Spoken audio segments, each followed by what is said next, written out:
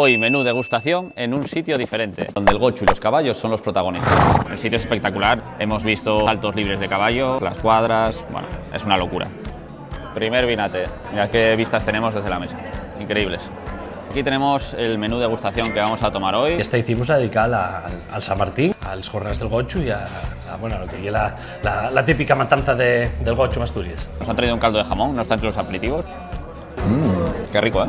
¿Cómo prestan los caldines en invierno? Aquí ha llegado el aperitivo, un cóctel de cigalas, torrendos y crema de tocinillo del cielo. Una cigalita que se está ahogando la pobre. La crema es una locura y con el torrendo mola mucho también. Aquí llegó el primer pase, que es un polvorón de gochu y almendra con salsa de requesón. Supuestamente tenemos que apretarlo. Vamos a mojarlo aquí en el requesón. Bueno, es literalmente como comer un polvorón, pero con toques de gochu por dentro. Vamos con el segundo pase, una costilla de gochu asada, glaseada con miel de mostaza antigua. Quizá la mostaza de miel se come mucho el sabor del gochu, pero la verdad que la costilla está brutal. Vamos con el tercer y último pase, croissant de codillo con compota de chile rojo y gamoneu.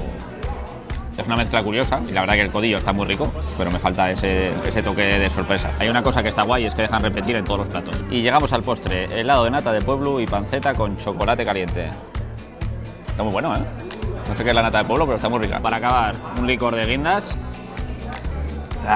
Darte las felicidades, está muy rico. Muchas gracias por esa cocina.